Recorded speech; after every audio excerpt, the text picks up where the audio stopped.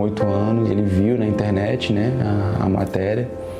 E ele falou assim, mãe, meu pai foi preso. E aí ela falou, como que você sabe disso? Não, porque eu vi e eu passei a aula inteira pensando no meu pai. Né, uma criança de 8 anos já tem todo esse entendimento e já se preocupa, né? Mas ele falou de uma forma tão madura, segundo ela, né, que é como se ele tivesse compreendido, meu pai precisa de ajuda, ele não teve uma outra reação assim, né? Mais um motivo para eu perceber a minha doença. De peito aberto, consciente e sem nada para esconder. O que você vai acompanhar a seguir é o depoimento revelador de um atleta de alto nível, que um ano atrás era apresentado como reforço do São Paulo e que há um mês era preso em Sorocaba por embriaguez ao volante, porte ilegal de drogas e resistência à prisão. Eu me lembro que eles me abordaram no posto de gasolina, eu estava tentando estacionar o carro, andava para frente, para trás, eu estava desorientado, eles perceberam e eles me conteram, né? Me prenderam, me levaram para a delegacia e aí eu fui enquadrado em dois artigos, né? Mas graças a Deus que eu não tive uma represália muito maior, mas eu vou ter que responder ainda, né, pelos crimes. Regis foi solto horas depois e, apesar do incidente, o São Bento manteve o contrato do jogador com uma condição. Ele precisaria alternar os treinamentos do clube com um tratamento numa casa de recuperação para dependentes químicos. Depois de 3 detenções e muitos problemas com a justiça e a família, Regis admitiu ser dependente de cocaína e álcool há 3 anos. E nesse período meio que de férias, vamos dizer, eu comecei a sair com amigos e tudo e eu experimentei pela primeira vez. E eu não imaginava que eu iria me tornar um dependente num único uso, né? Porque tem pessoas que têm uma única experiência e basta, né? Mas para mim foi a janela de entrada e foi 3 anos assim terríveis, de muitas perdas e muitos traumas na minha vida. A primeira perda foi a perda da minha identidade, né? Aí consequentemente vem perda de família, né? Casamento desestabilizado, contratos, né? Que todos nós sabemos, a grande oportunidade da minha vida que foi no São Paulo, perdi o contrato por conta de uso de álcool e drogas. Pelo São Paulo foi rápido. 15 partidas, entre elas uma atuação que chamou a atenção contra o Fluminense pelo Campeonato Brasileiro do ano passado. O time perdia em casa por 1-0 e com um jogador a menos. Numa jogada de muita persistência pela direita, Regis fez o cruzamento para Trellis marcar o gol de empate. À época, os elogios de Diego Aguirre não foram o suficiente para o jogador se manter na linha.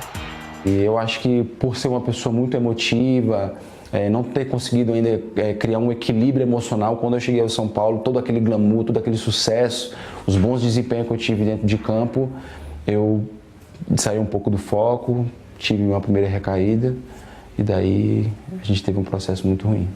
E desde a primeira recaída no São Paulo, você não conseguiu mais ficar livre do vício, livre do uso mesmo? Não, na verdade eu tive a primeira recaída, eles montaram um plano de recuperação para mim de 2 meses, né? Fiz com afinco, assim, os 2 meses. Voltei a jogar, fiquei mais um mês jogando, voltei muito bem, mas depois eu tive uma última recaída e o clube não tinha mais como me manter no elenco. A saída do São Paulo coincidiu com mais uma recaída. O lateral conseguiu um contrato com o CSA que lhe ofereceu ajuda, mas não adiantou.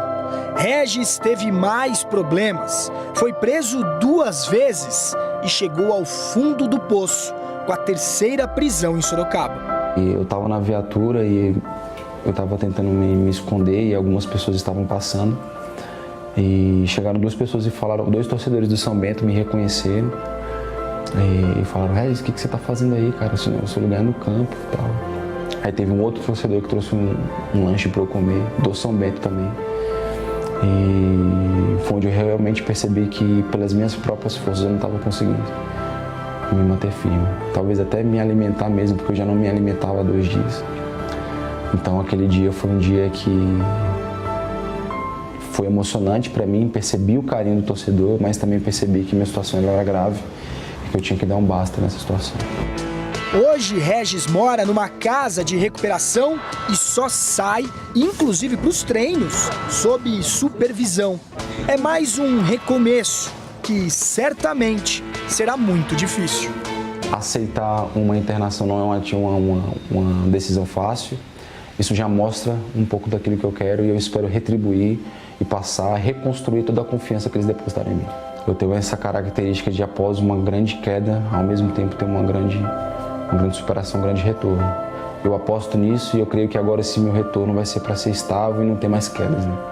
E como superar um pouco a desconfiança? Tem muita gente que deve olhar para você, alguns dirigentes vão dizer que você faz uma coisa boa no São Bento aqui, bombou esse ano. Como, às vezes, desconfiar disso de um torcedor, de alguém na rua olhar e falar assim, nossa, mas será que ele não vai?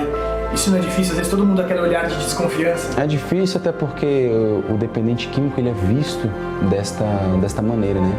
É visto desta maneira, é uma confiança que você tem que conquistar todos os dias e no futebol não é diferente. Creio que vai ser com passo a passo, com o dia a dia que eu vou reconquistar essa confiança deles.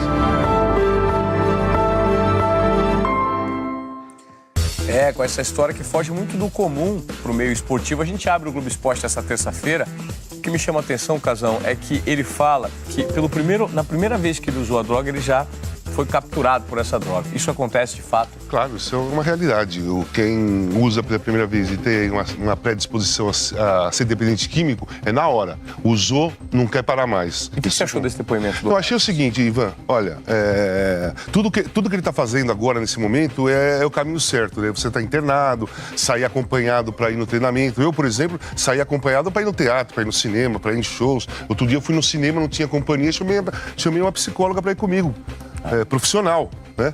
Isso aí é o caminho. Mas assim, toda essa história que ele contou, eu já ouvi várias vezes e eu já falei também. Você tem que levar em consideração que o dependente químico, um dos comportamentos do dependente químico que é forte é a manipulação, né? É a manipulação. E assim, não são com palavras que você prova nada, são com atitudes.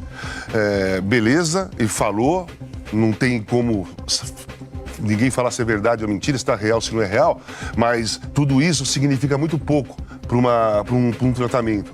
Qualquer psicólogo, psiquiatra que ouve isso vai falar para o paciente. Essas palavras são bonitas, mas não é isso que eu quero ver a atitude. Legal. De qualquer forma, a gente aqui do Globo Esporte torce para a plena recuperação do Regis, né? A gente está fazendo uma força, uma vibração positiva para você, viu, Regis? Deu a cara a tapa e mostrou que tem um problema. Vamos fazer o seguinte, rápido intervalo, na volta tem a maior virada da história dos playoffs da NBA.